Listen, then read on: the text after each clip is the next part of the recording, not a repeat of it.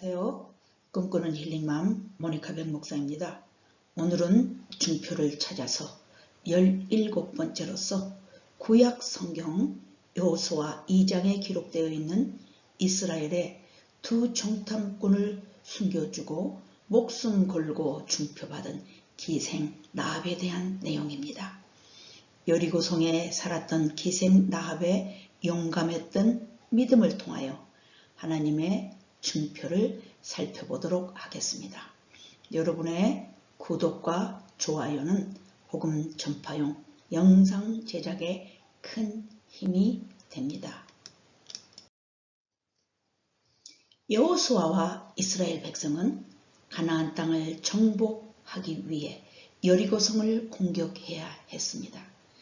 그때 이스라엘은 이미 이집트에서 탈출해 40년간 광야에서 방황한 후 모압 평지에 있는 시딤에 진을 쳤었고, 여호수아는 가나안 땅과 여리고를 염탐해야 했습니다.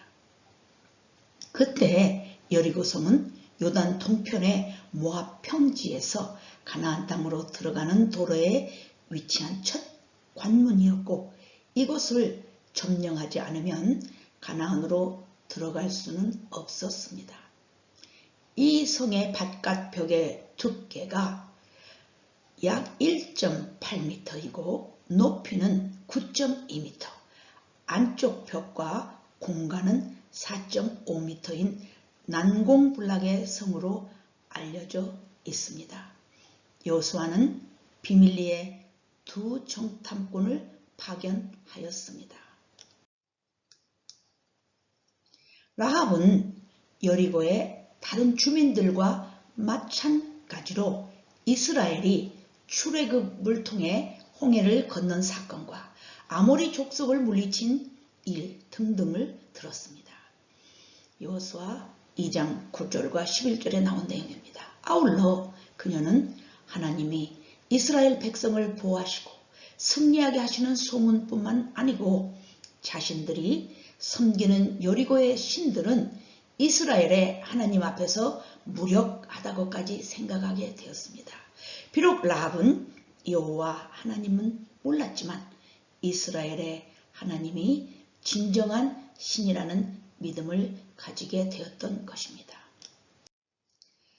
그리하여 그녀는 너희 하나님 여호와는 하늘에서도 하나님이시며 땅에서도 하나님이시라 라고 하나님에 대한 신앙의 고백을 두 정탐꾼에게 하였던 것입니다.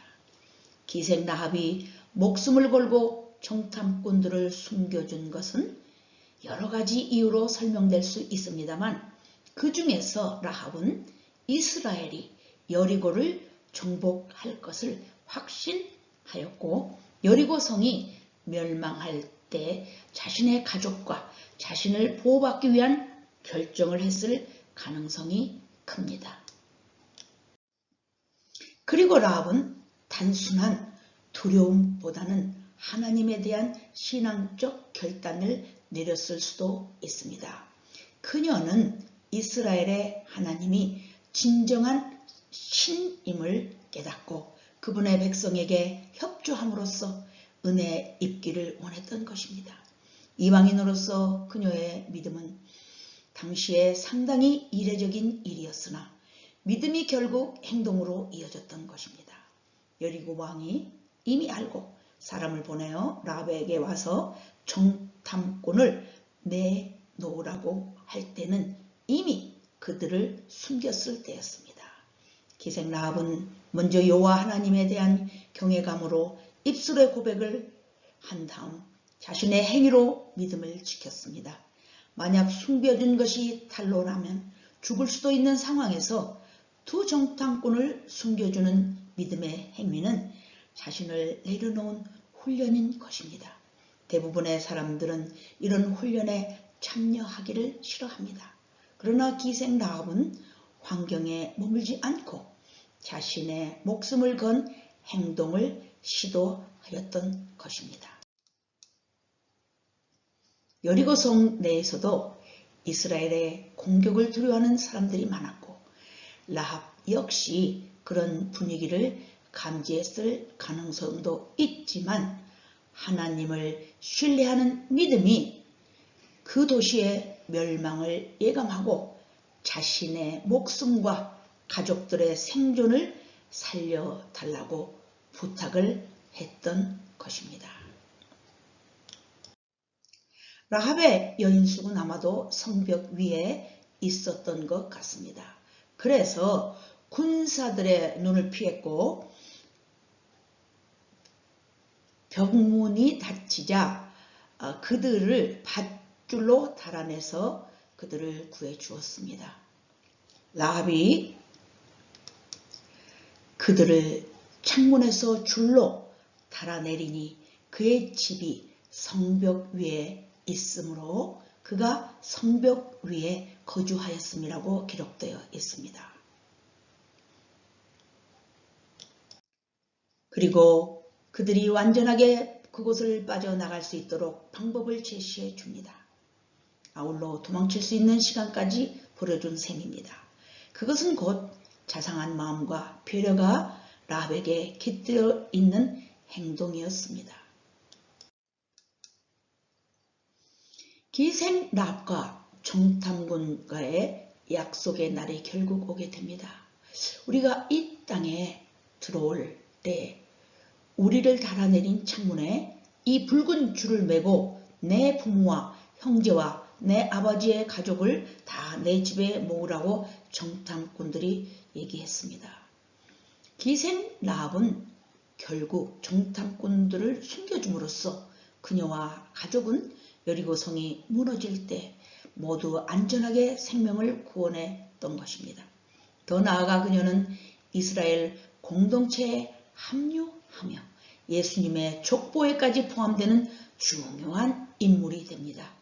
기생 라합은 이방 여인이었지만 믿음의 하나님의 구원 계획에 동참하게 된 최초의 여성이기도 합니다. 마태복음 1장 5절에 따르면 라합은 살몬과 결혼하여 아들 보아스를 낳았으며 보아스는 이후에 룻과 결혼하여 오벳을 낳고 오벳은 이새를 낳고 그 후손 다윗 왕을 거쳐 28대 때에 예수님에 이르게 됩니다. 이로써 라합은 예수님의 족보에 중요한 역할을 하게 되었습니다.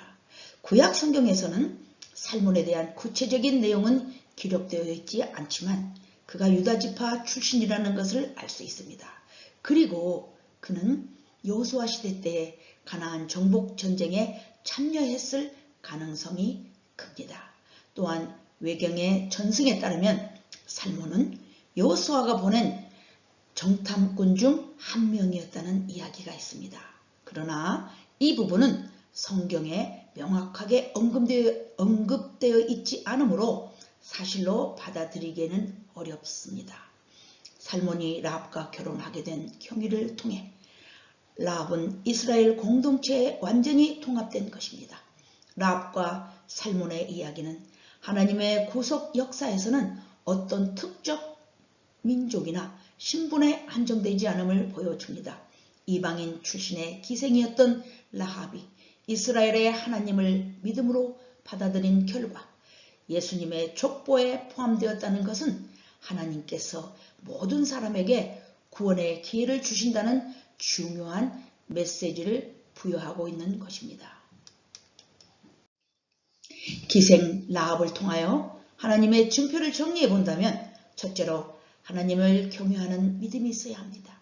그 믿음은 하나님과 그의 백성을 소중히 여김으로써 목숨 걸고 지혜로운 행동을 했습니다. 둘째로 자신의 생명까지도 내놓은 결단을 했습니다. 셋째로 자신의 주어진 환경에서 선한 거짓말로 최선의 방법을 선택했다는 것입니다. 또한 넷째로 약속한 믿음의 증표 빨간 줄을 소중히 여기며 가족을 지켰습니다. 다섯째로 살몬과 결혼하여 믿음의 선한 싸움을 지켜냈다는 것입니다. 신약 성경에서도 야고보서 2장 25절에 보면 또 이와 같이 기생 라합이 사자들을 접대하며 다른 길로 나가게 할 때에 행함으로 의롭다 하심을 받은 것이 아니냐. 그리고 히브리서 11장 31절에도 나와 있습니다. 믿음으로 기생 라합은 정탐꾼을 평안히 영접하였으므로 순종하지 아니한 자와 함께 멸망하지 아니하였도다 라고 증거하였습니다.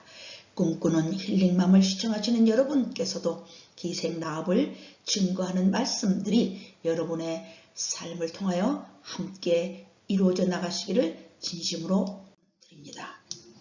꿈꾸는 힐링맘을 애청해 주시는 모든 분들께 엄마표 밥상을 올려드립니다. 한국인의 밥상에서 환절기에 입맛이 없고 영양 보충을 위해서 돼지고기 뼈와 살이 많이 붙어있는 부위를 생강이나 마늘, 파 등과 함께 푹 삶아서 냄새를 잡고 매운 양념 소스를 풀어서 얼큰한 감자탕을 가족들끼리 오손도손 맛있게 드시도록 올렸습니다.